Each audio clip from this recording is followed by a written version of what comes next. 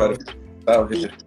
You know, in the midst of compiling all of this, I completely forgot to print out your bio, but I'll do my best given what we spoke about. You are a writer from Bushwick section of Brooklyn, New York, and you came up through the 80s, late 80s and 90s, and you were a prolific writer with your YKK crew on the New York City streets. Really, you guys were the kind of resurgence of graffiti off the trains and on the streets of New York.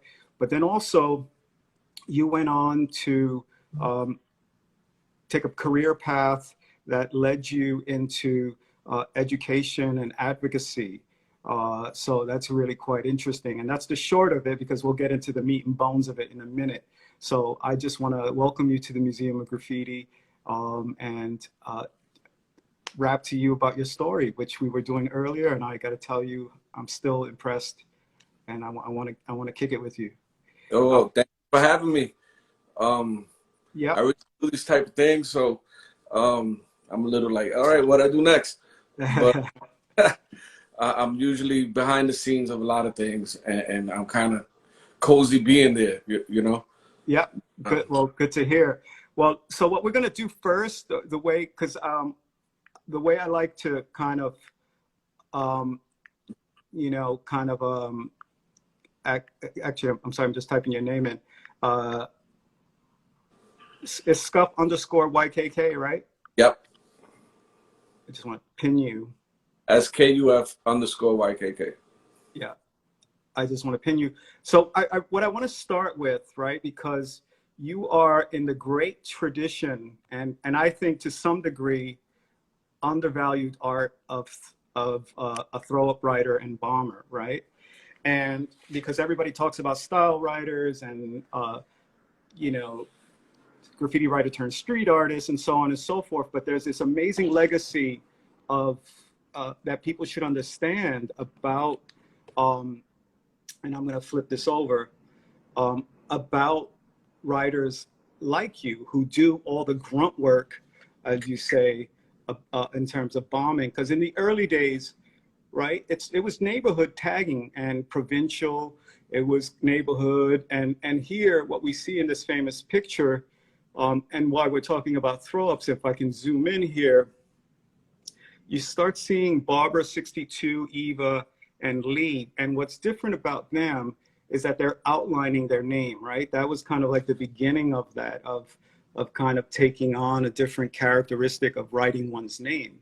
And here, what we see with these old school tags, we see the evolution of signature to kind of a stylized signature, like with a stitch that's outlined with some designs in them, and some ornate stuff behind them. And then, of course, phase 2 innovates the bubble, right? The bubble style, which is the precursor to the throw-up, right? To the throw-up. And what's interesting about this, to me, is that early on, they were giving throw-up style, right? And they were trying to figure this out. And here we see the marshmallow style by Super Cool 223. And I want to point out for you heads, a really old Jester tag up there. So that's super cool. But you see, again, there's an evolutionary process that starts to develop before it arrives to you in terms of a throw-up bubble style being hyper designed from the very simplistic phase 2 throw-up. And infamously, In1 was one of the greatest kings and throw-up kings, IN, and really prolific. And so I wanted to share that, and also some of these other legendary throw-up kings like Hayes, NE, Quick. And we see this evolution, right, of a throw-up, and in Quick in particular, you see the little face. And then here we are with you at 14 years old.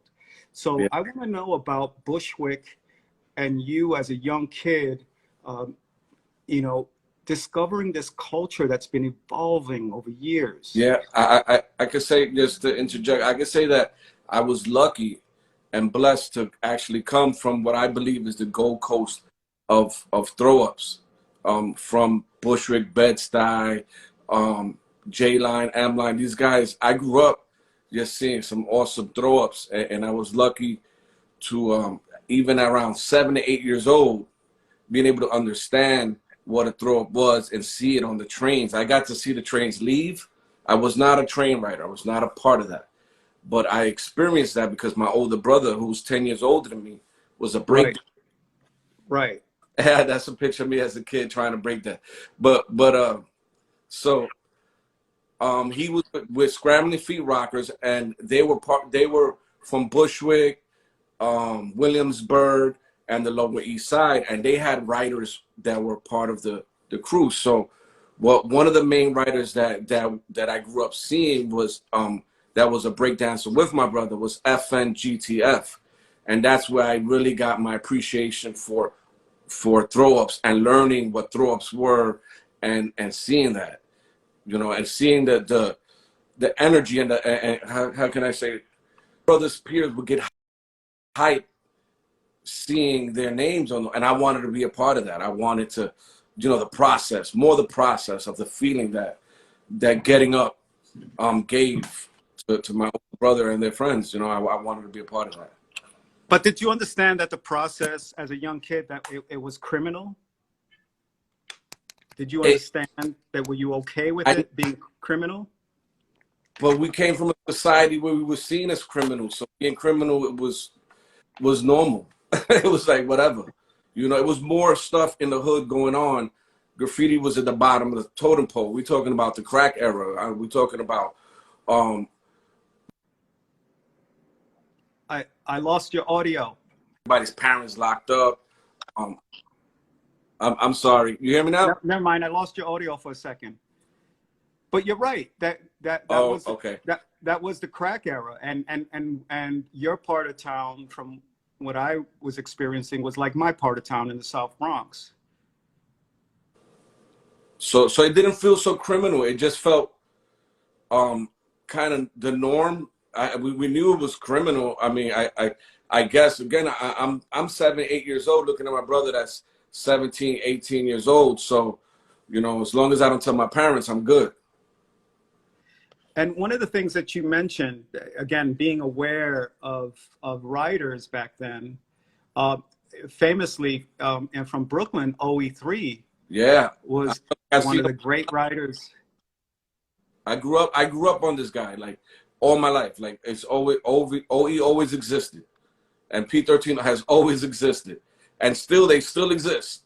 And I understood their names at a really young age.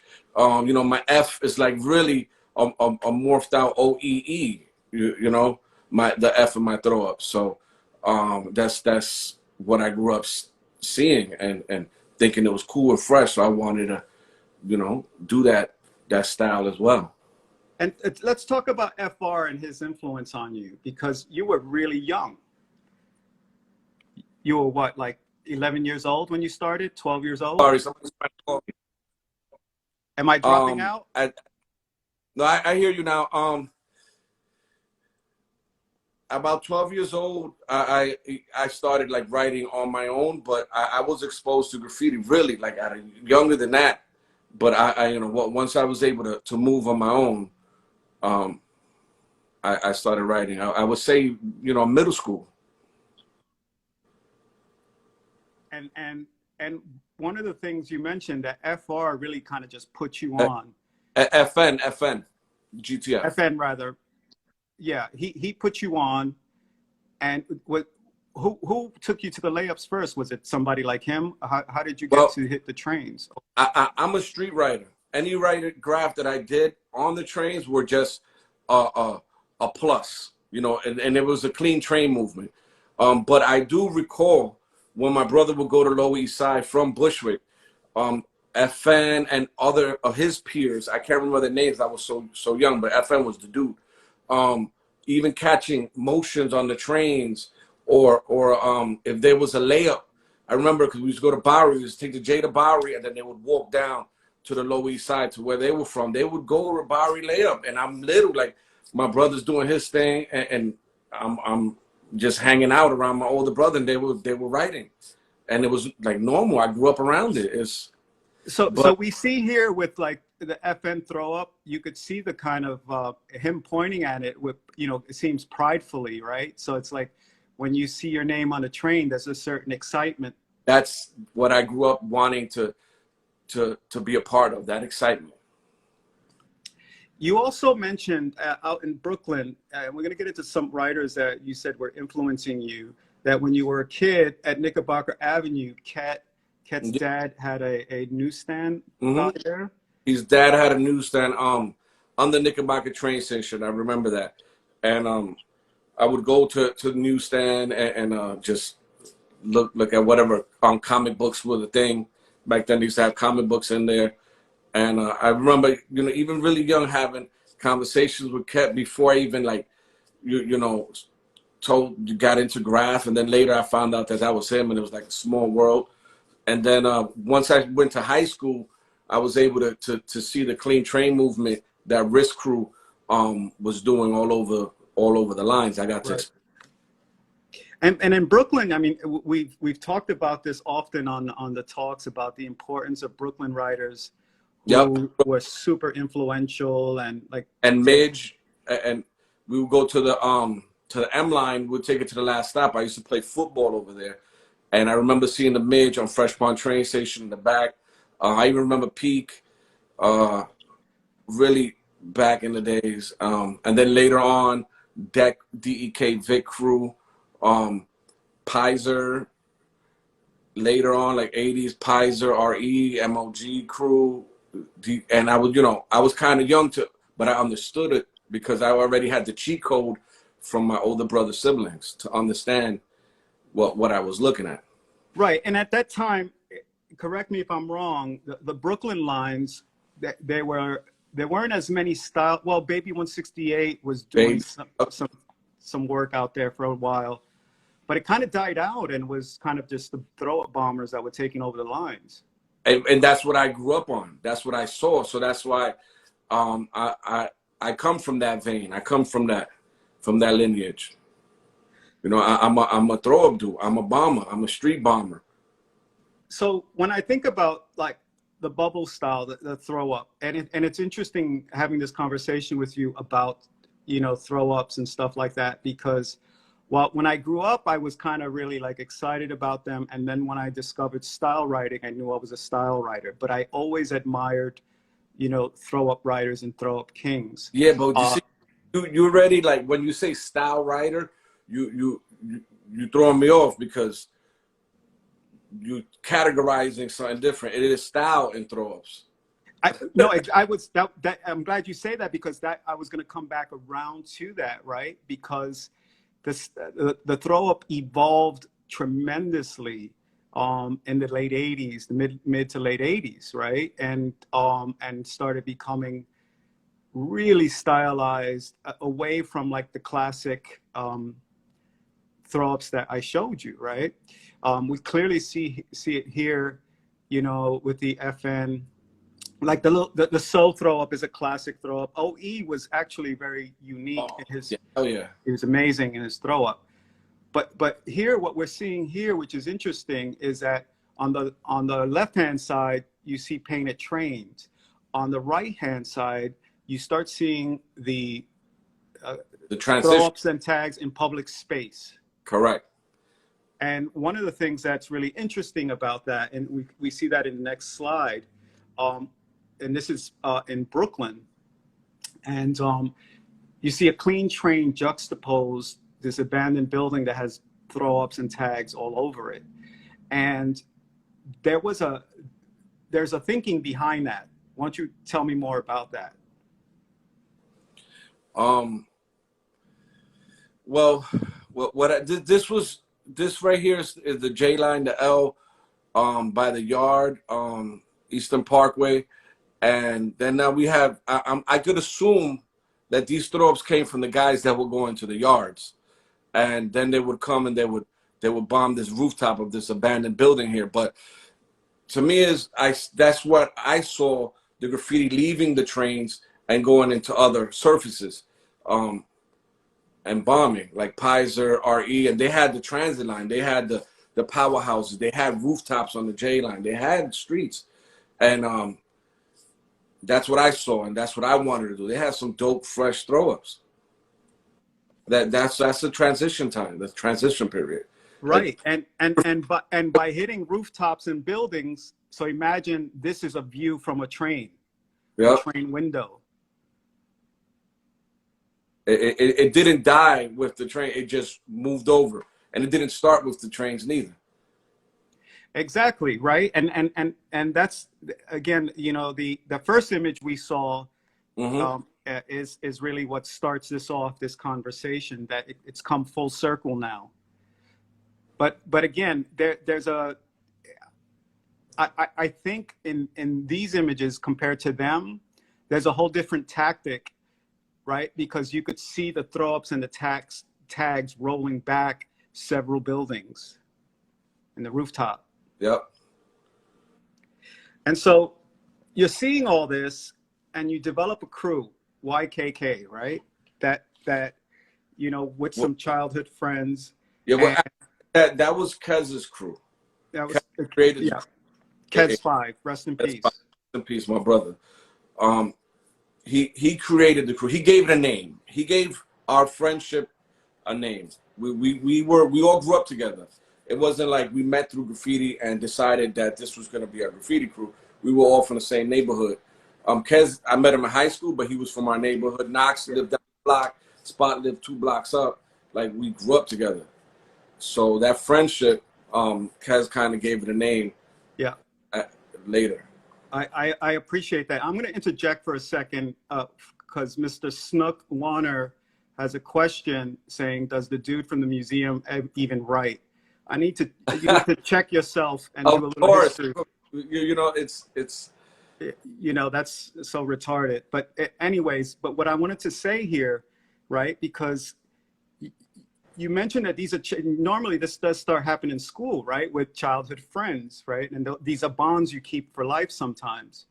But you have a funny anecdote about the crew name, the YKK, and why you chose YKK. Well, it's funny because when Kez chose it, he was like, "I'm gonna be the prez, you're gonna be the vice prez." We didn't even have a meaning for it. We just wanted something that was gonna stick in everybody's mind and remember, like you know, it was more about that. And YKK was on every zipper, and we were like, "Yo, that's like a subconscious thing. They're gonna remember us with this." And then we decided on names afterwards. So you know, it was a creative. It was very creative. It was very creative, definitely, for sure. Right, and Scott, talking about your creativity, and this was new to me. You, Kez 5, and Noxer went to art and design. Yes, we all went to high school. That's right. So, and that school has a rich history of graffiti. Period. That needs his own interview on its own for so many years of writers. You know, the writers that came before us, and writers that came after us. Art and design. They definitely. It's like fucking graffiti high school on steroids. You know, you go from your neighborhood from middle school, and then they just drop you off in a school of other creatives that are writers from other boroughs. And then now we go in our city, because I'm going to this guy's house in the Bronx, going to this guy's in Queens, and we're getting up, we're bombing, you know, and we're bombing in the daytime, cutting out of school bombing. You know, let me ask you this. So you go to this art school where you have to kind of major in some kind of discipline. What creative discipline were you thinking, or were you just cartooning? Cartooning? Always like a little cartooning thing. That was my major. Super cool. Okay, so then again, I want to talk about Kez 5, rest in peace, and childhood friendship, and the kind of it's kind of a rite of passage, wasn't it? The bombing and getting up.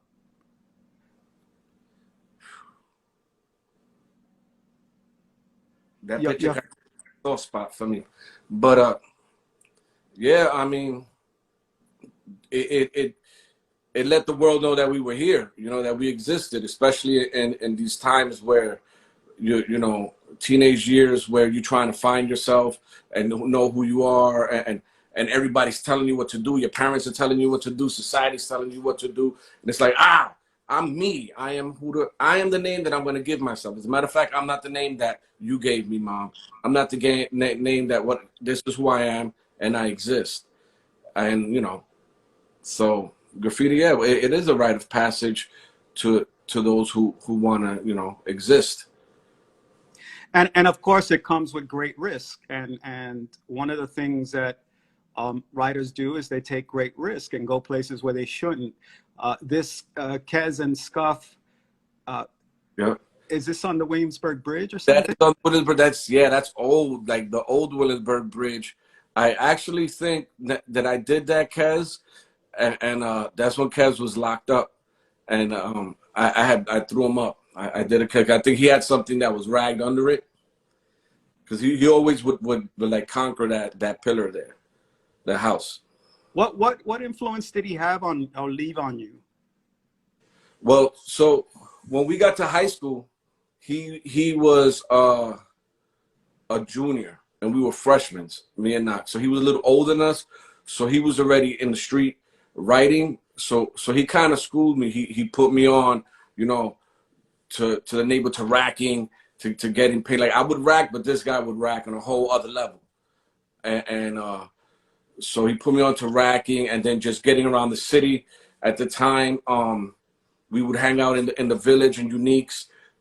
We were all down with like RFC at the time. This is before we ended up having beef with them. That stands for running from cops.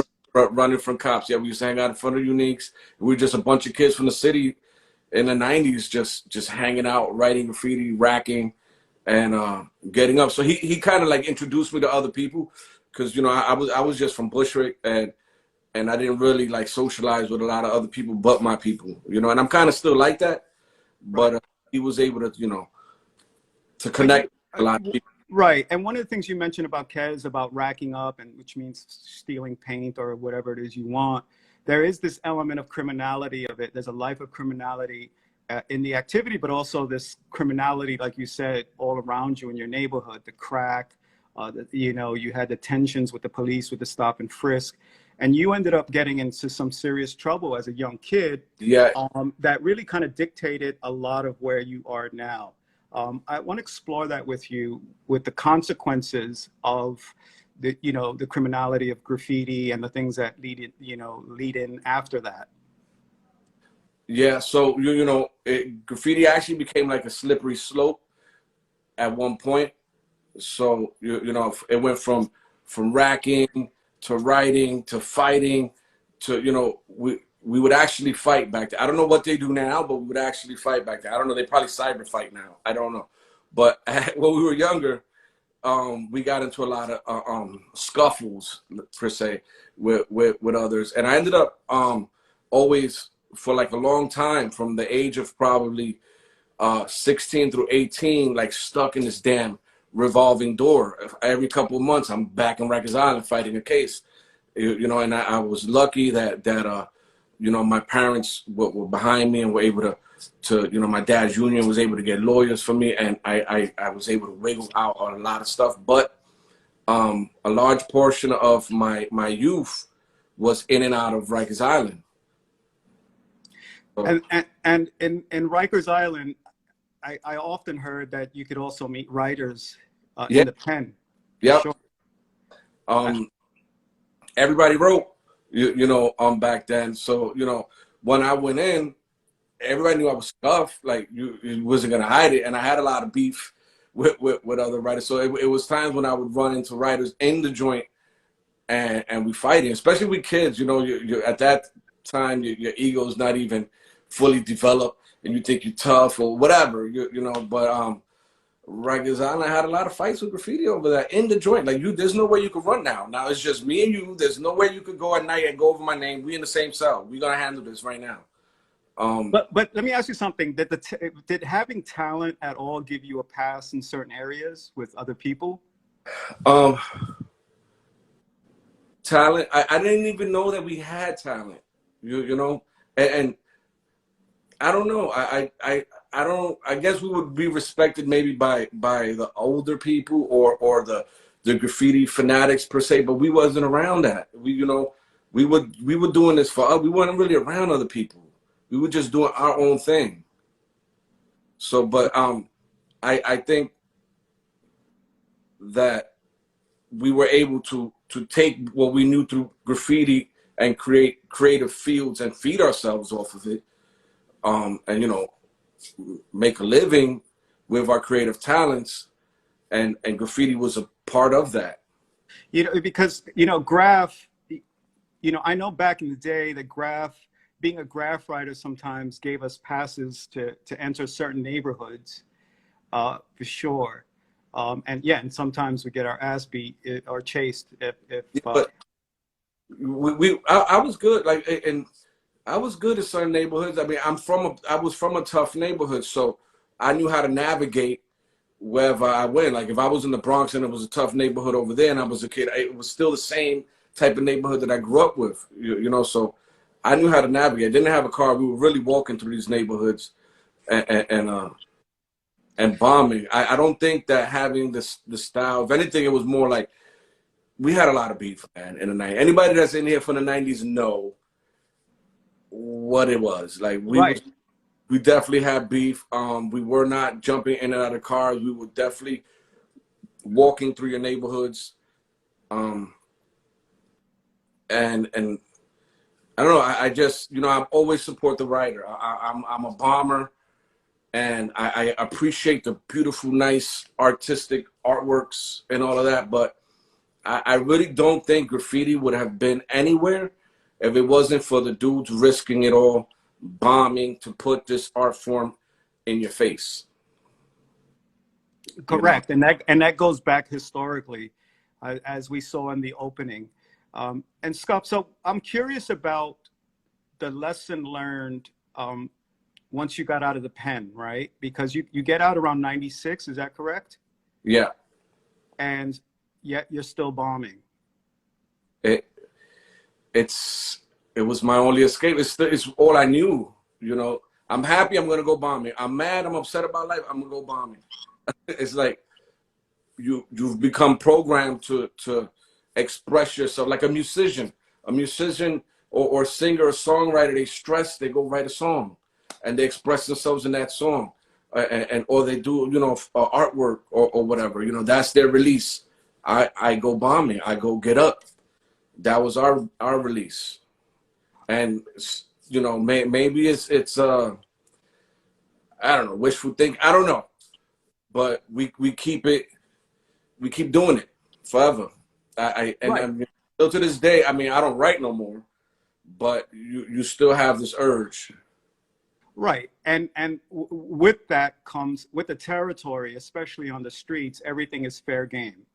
And you have other writers and crews that are also, jockeying for fame and trying to cop fame off of people like you who are really famous, right? If I go over SKUF, I'm getting a name and a rep.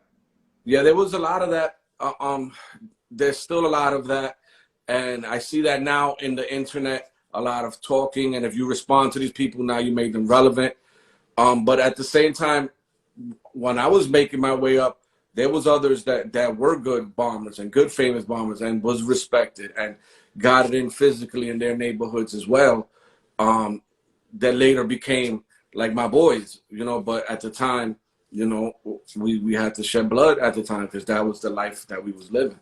Right. And I mean, of course, YKK was infamously in so many beefs, and you mentioned DMS and others, and you really, it's interesting because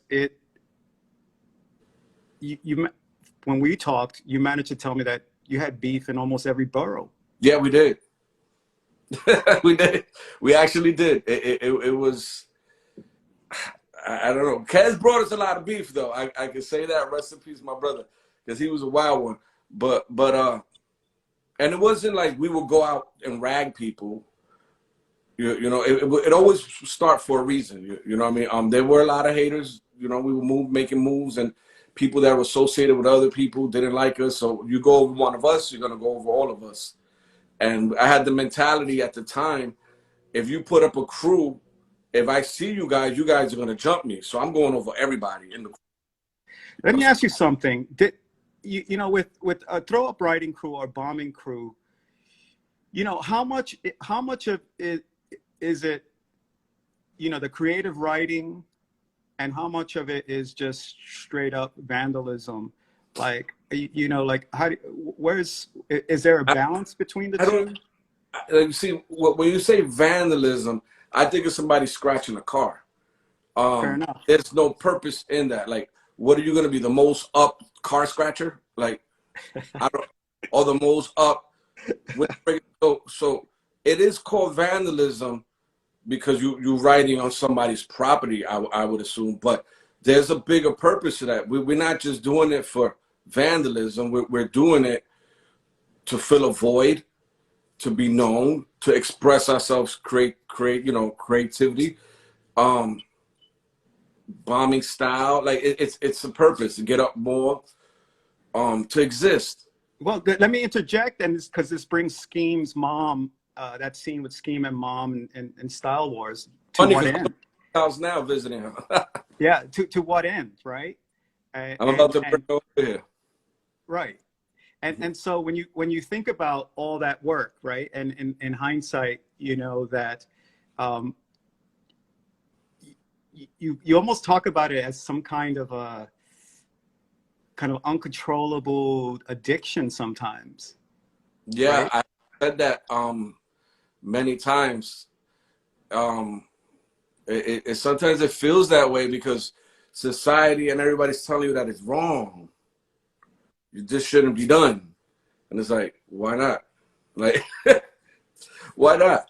And I get it. As a property owner and things of that nature. No, if I don't like this artwork, I don't want it on my property. I get it. But at the same time, I have a soft spot for those that are looking to release their expression. Right. So you feel that, but let's put the shoe on the other foot. If you're a homeowner, right? What if somebody tagged up on your home? What's your feeling about that? I would say karma is very real. But I don't think I would be so upset, really. I don't, because I'm a part of that. So you know, I can't, like, I have to take it in the chin. Yeah.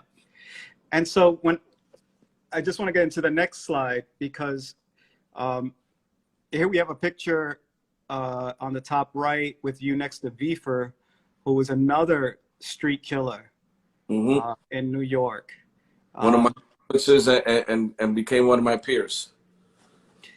So tell me about this peer relationship with other writers.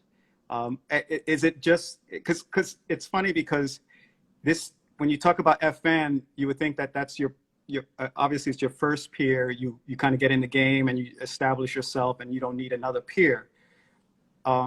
Maybe, perhaps, but tell me about Vifer being a peer that influences you. Vifer wrote before me. He was from the Lower East Side, so when I was traveling over to the Lower East Side a lot, I saw him up, and he was just up everywhere in the 90s. So I wanted to, you know, like, I want to get up like this guy. And then we were both down with XTC, and we met that way. And then that's my boy. You know what I mean? Like, we've bombed together. We've had like a real life relationship for years. And actually, that's in Rooftop Legends. That spot over there. That's in the high school down in Delancey, where each year prior to COVID, they do the graffiti art functions up top. I've been going over there for years, working with kids in the schools, and drawing up there. So, you know, that's a space that they could express themselves. And again, this will definitely lead into another part of our conversation about how you know, one could look at all of this and all this kind of getting up, and how you decided to make it useful in your life and purposeful. I do want to talk about the product of the 90s, this piece. And you mentioned that the one on the upper right corner, and you mentioned somebody else did that wasn't you who did that piece. No. The handball court I did. Spot Oh, definitely helped me out.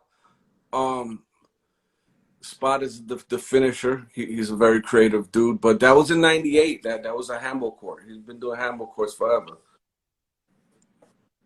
Is that the so page you're looking at, or are you looking at a different page? What I see up on the thing, it's a SKUF one marker tag in the bottom right. yeah. And okay. And so I guess one of the things that makes me a little bit curious, right? Given your love for bombing and writing, um, like, why didn't you gravitate towards wild style and style writing? Keep saying style, bro. And no, it's a different part. I'm still talking about the same thing. No, but you say style writing, like it, like bombing and throw up are at a lower scale. You know that's the agenda that I hear when you say that, Right. and I have a beef with that because I don't agree with that. I think that style is style regardless. You can't paint. Okay, I agree. I stand corrected. But let's just say wild style. Let's just say Yeah, wild style. I get it now. Um, I could if I had the patience, I've done stuff. I've gotten busy, but I'm more about the process, the being out at the night, the being at one with the earth, the listening to the streets, to becoming stealth in the night and getting up. Like that does it for me. Like that is what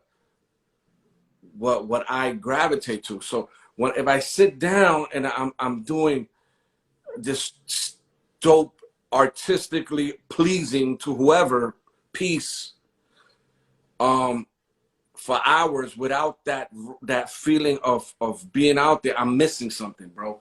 It doesn't work for me.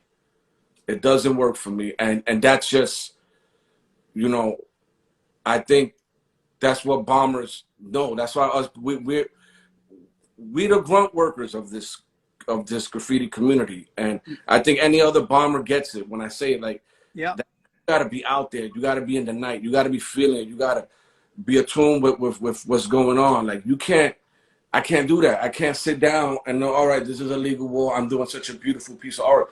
I've been to art school, bro. I'll do that, in class or whatever.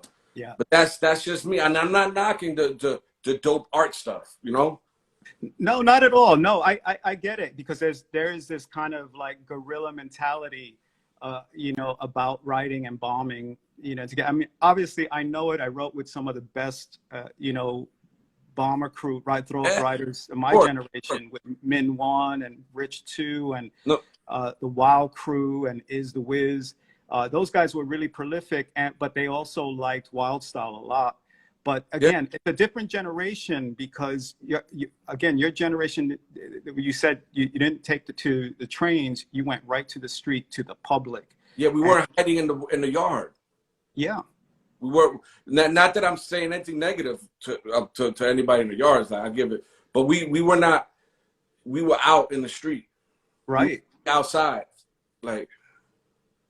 right. And to me, this shot is such a classic shot about street bombing in New York, on the roll-up gates, both tags and throw-ups, and people going over each other. This says so much about the state of New York at that time, and even today, because I hear during COVID there's a lot of heavy hitting. Insurgents, man, and the guys are bombing, man, and I love to see it personally. I'm like, yes, I know I can't be out there doing it. And I would never be like one of these older writers that's from the train era that think the street writers don't exist. I'm sorry, buddy. Graffiti didn't stop with you. Yeah, It transitioned to the street, and I felt that resistance from the older dudes, like not giving us our respect. You know what? We took it. We took our respect, and I would yeah. never. No, that's a good way of putting it. When I see the next guy's bombing, I like that, bro. I Yeah. give them respect. These kids out there crushing it, man. Yeah, I agree with that. And even for somebody that, like myself, who is in the academic space and the gallery space, and doing all these other things that advocate for the culture, I never for once thought like graffiti should stop and lean more into that. I think that's bullshit. I think it's so essential that it has its own autonomy, its It's freedom. like self-hate. Like, how can you Yeah, hate something that's part of you? Like, right. And it's interesting because, you know, the hype, the hype around it, right, is real, right? Even not just around those, my generation, the Star Wars generation. It's that the bombers themselves are infamous and fame. And you took part in this movie, State Your Name, yeah, and that changed a lot of things for you. Tell me about that. yeah. Well, you know, it made a big impact in my era with the dudes from my era and the guys afterwards. We documented like real life street bombing, like we put it out there and we shared it with the masses. And I really never thought that we would get this positive feedback the way we did from the, and negative legally, but that's another story. But I never thought we would get such positive feedback, and I learned a lot with this project here, and it opened up doors for me to do other projects, creative projects. And you, again, you know, what people don't know about you is that you've taken on a lot of creative projects in video and you know, and in the commercial space. Yeah. You know, you've definitely been highlighted quite a bit. After that, let's talk about that, about you becoming kind of celebrated. Yeah, it's I feel blessed that you know, a bomber has been able to step into the creative realm without being a guy that comes with all this pretty style stuff that we were just talking about, and still be accepted and highlighted. I learned a lot from writing, and I've been able to transition and take that into other fields. And you know, I've done curated shows. I've done font designs for Def Jam. I done video scouting through this. So many things, you know, and like video scouting, that's the stuff we do at night when we're bombing or whatever, finding a spot. I was able to take that and, you know, take that talent and sell it. You know what I mean? Like, so it's a lot that we could do. Hand styles, font design, so many things you could do in the advertising world, finding spots for advertising. It's a lot you can do with bombing and still have a creative outlet with it. Yeah, and you know, again, and one of the things that I find really fascinating about your transition as an adult was that you're going on 14 years now at Pratt, and I'm old. But before that, what people may not know is that you had an interest in education anyway, and you were very much interested in psychology, and art was one of your minors, but also became part of your interest. Psychology and physical therapy were other things. Yep. But this is very interesting, and how all of a sudden taking this experience that we've been talking about and using that to advance yourself and others, and especially in academia, which is a really tough place, which is very, let's say, segregated in some ways, especially towards minorities. It's definitely, how can I put this in a nice way? The top of the top of the pyramid is very white. That's as nice to put it. So, people that don't accept our culture, but it's like I end up working in a place that I love because they're liberal and they so pro art, and to just express that this is art, this is contemporary art. These are the things that you can do. I found a home at Pratt for that because they welcome the creative, you know, and it costs a lot of money. I see you there, Ewok.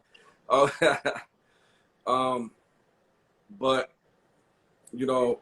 It does, but don't you feel like I feel like you were, you know, on behalf of us, you infiltrated the system. Yeah, I did. And I've been working on that.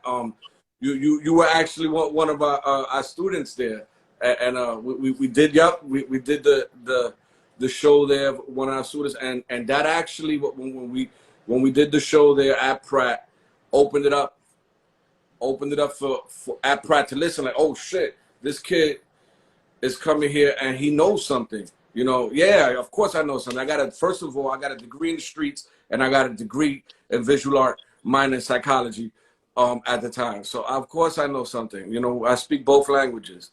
So it opened it up. And then from there I was able. And, you know, let me just interject for a second so it gives people context, because when I went there, right, I was looking on a grant. I was interested in learning 3D software. And I had known that you were there and came in to talk to you. And we had these conversations. And they were really impressive conversations on your colleagues there. They were like, yo, what are these guys talking about? You know? And then, you know, of course, I kind of, and I like what you say about kind of like speaking two languages, because as a writer, we talk in one sense in our work. And then I was kind of like bringing kind of like, as you could see here, there's an image, contemporary sculpture I made, but also Tatlin. And here on the wall, you see in the installation at Pratt, I talk about like, yo, it really is a powerful statement when writers step up to that level. And then you organized a talk with me and Alan Kett, which was well received. And then the great thing about all that, you taking that risk and advocating for me and for Alan, was that you were able to curate and really open these doors to other things. Yeah, it was actually, you know, at the moment it was like a roll of the dice, because that's like when I first like started working there. I'm like, how are these people gonna, you know, take where I'm coming from? Right. And so then, you know, I was like, you know what, this is the art of now, of contemporary art. Graffiti, obviously it is. You guys know this. I'm over at the museum. I love what you guys are doing there. You know, I know you guys are coming from the heart. I know you guys from a very long time. So at Pratt, I wanted to make sure that the academic world sees that graffiti holds a real space in art, period, in art history, period. So those were the why I did the talks at the school, and also the 90s era. I did the product of the 90s there, to also show my era in graffiti, how important it is to graffiti. Right. But also you, again, in kind of the, I guess the infiltration part of that I mentioned before, the system. Yeah, you do this show, vandalizing Pratt. I mean, it's very specific, right? The words, I'm vandalizing Pratt. yeah, it definitely raised some ears. Like, wait, what the hell are they talking about over there? But it was basically just juxtaposing the situation, because we had a lot of people there. We had Trike, we had Sess, we had Dash. Oh man, if I leave any names out, Wayne, dudes that have taken graffiti to another level and made a living off of it. I just wanted to document that in an academic setting. And I thought that the setting was important. I thought what the dudes are doing are important. And really that's anybody that knows me, that I'm really big on that, pushing our culture. My name don't have to be in there. I'm Obama. I'm gonna do me. But when the culture comes, I want to make sure it's pushed the right way. It's not about SKUF and the culture. It's about the culture. But SKUF's gonna do his thing regardless. As we see here in 2020. But I'm gonna, you know, one of the things I want people to know about you, which I really admire, right, is the arc of your story, right? Really tough childhood, and you persevere, but you take a focus on very important things in society and in life, which is education, mental health, advocacy. And I want to know more about that, because you work with children. Mm-hmm. You know, you're educated. You have a degree in very specific to your interests. And we talked earlier about the therapy, Yeah. So part of this?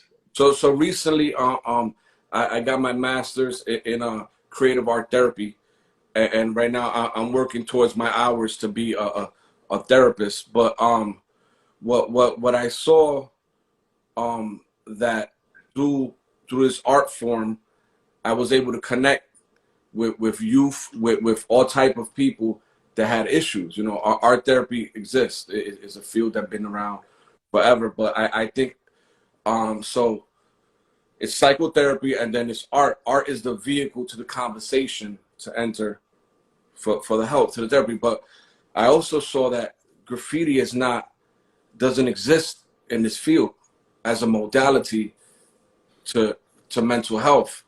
And so that was just, I knew it worked. I knew, through graffiti, and just having a space to connect with youth with that have issues, we could give back on the mental health level. So that's where I'm at now. That's my mission right now. And I have a thought for you. What do you think about the mental health trauma older writers have? I mean, which exact trauma? There could be tons of trauma. You know, trauma comes in so many. Right. Well, I mean, I guess trauma through graffiti, right? I mean, I know I've had to deal with some trauma, you know, through my life in graffiti, because it was a harsh life. It was gangster. It was street. Yeah, It was, but also you know, these other dudes come from a different time. It was all over. yeah. It wasn't just graffiti. We can't say it was graffiti. We got to, like, it's like an onion. You got to start peeling it and get to the Sure. source. So what happened to you? What was your home life like? What was your home dynamic like? You know, and then move in from there. It has to start from a source, and you pull it. And then, you know, you ended up writing graffiti. Why? What void were you trying to fill? Why did you get fixated in graffiti? And was it really a negative thing, or was it your therapy? Was that your therapy? Mm-hmm. Was that the way you healed yourself?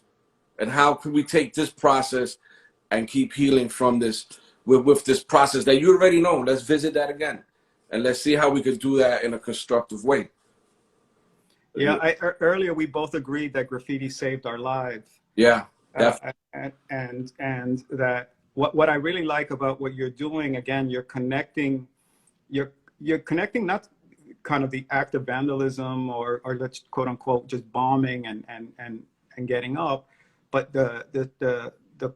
really the qualitative value of all this is self-expression, right? And innovation, and finding your name, especially with young people, right? Because one of the first things they learn is how to write their name. Mm-hmm. Your identity. Of course, it's That's completely tied. It's completely tied to identity. But you give a little kid a crayon, they're gonna write all over the place too. Yeah, they go buck wild. I mean, this Sunday I had a workshop with kids, and of all of them, the one that was most interesting was the youngest one, because she was just like, she was all over the place. She didn't have to fit into the box, right? And that's something we chase, right? We don't want to fit into a box, right? And in many ways, that's what bombing represents. It's kind of a freer spirit than some of the guys who were really focused on wild style productions or mural productions. I mean, graffiti, again, at the end of the day, I'm looking at the clock now. At the end of the day, graffiti cannot be painted with one brush. We are multifaceted. We are an amazing, beautiful community, with all type of different people, and we all just want to be heard. We all want to exist, and we've learned so much with this. This is our own education we've given ourselves. You know, we've learned color comprehension. We've learned style. We learned fashion. I would say the '90s is the most fashionable dudes, but we've learned so much from this. Yeah, I agree. You know, and I told you this earlier, and you know, somebody was commenting, you know, earlier about as if I didn't know shit, and it's like, in fact, it's hard to know. There's so much to know, right? And your generation, I'm learning so much about your generation, even though I was aware of some of it, but it's a whole different mindset, right? And in particular, learning more about you and the amazing arc of your story to end it this way, in that you were an advocate and a champion for me and for others. And we are connected there in mind and heart, you know, about pushing this forward. And I appreciate that about you. Yeah, and I appreciate you too, my brother. We've never sat down and really talked. You know, you're from a whole other era, but we've always had this mutual respect and a mutual love for the culture. That we our friendship is there. You know, and I'm happy to fill in a little bit of the gaps with you. And you know, I still think that the '90s era is still a void in the historic purpose in graffiti. I think, you know, when you go back, it's always like this train thing, but no, something came after, and then there's others that come after, the 2000 writers, the 2010 writers, the 2020 writers. We all connected. So we need to, you know, digest every era well. Yeah. And then, you know what? This is why I'm glad we had this talk, right? Because it covers, you cover that really well, but also it's about style, embalming, throw up styles, and you know, and something that, again, that's kind of a genesis. But the product is great.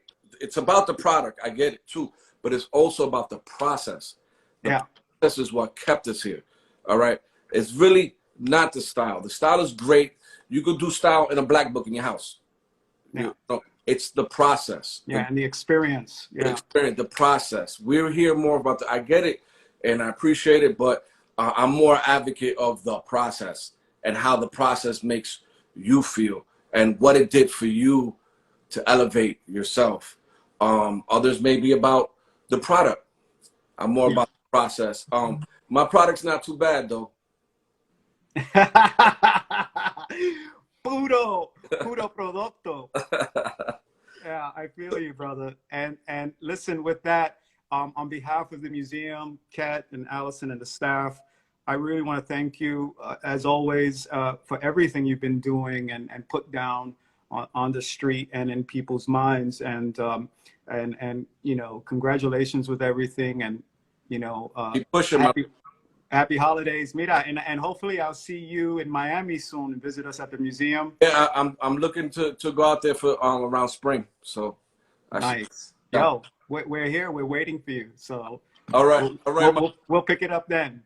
All right. Thank you, everybody, for tuning in. Thank you, everybody. Thanks, everybody.